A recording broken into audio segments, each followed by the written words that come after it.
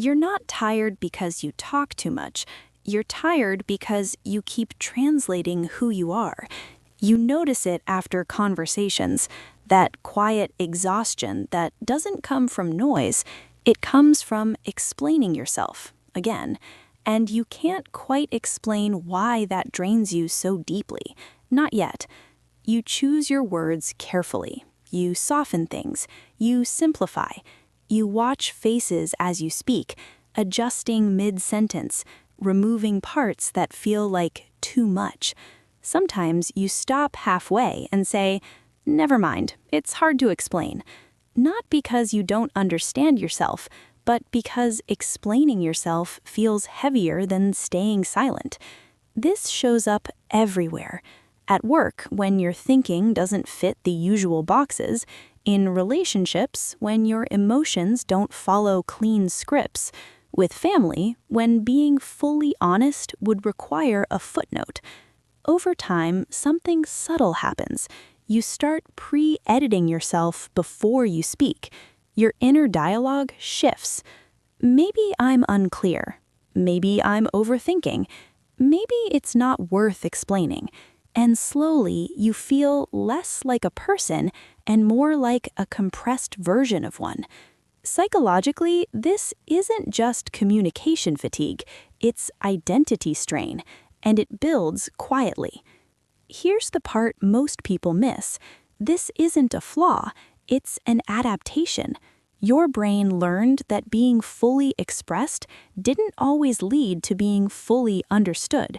So it did something intelligent. It optimized. You learn to translate yourself into safer language, more acceptable language, language that reduces friction. That's not weakness, that's pattern recognition.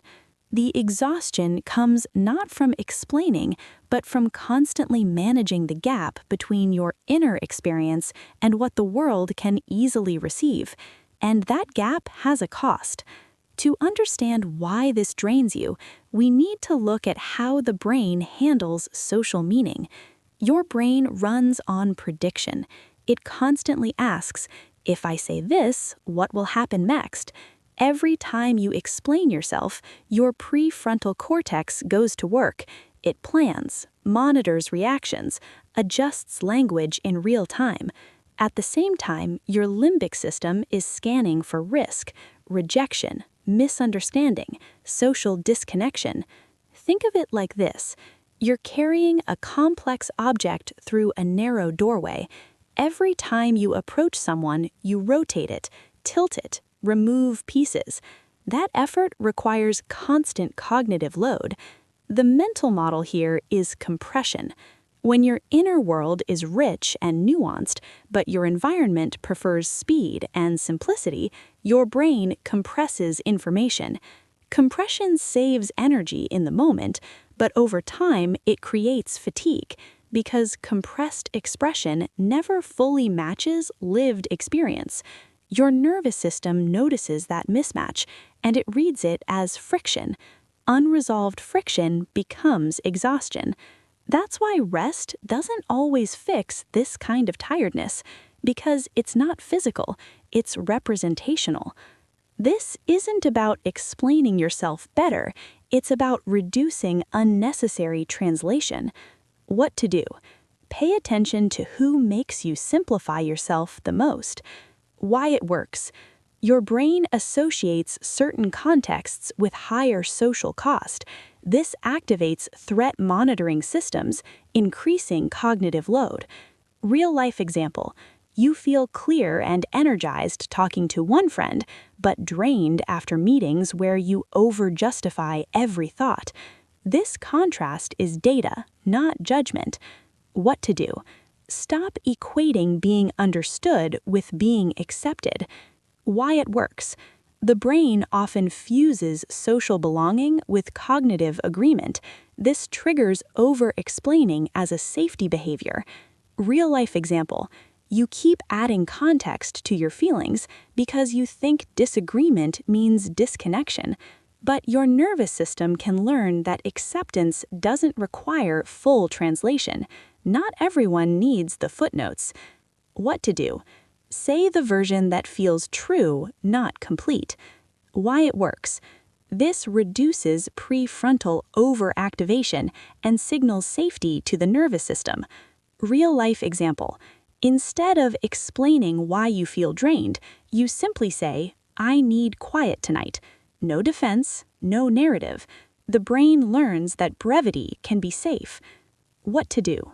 Silently label the sensation as translation fatigue. Why it works.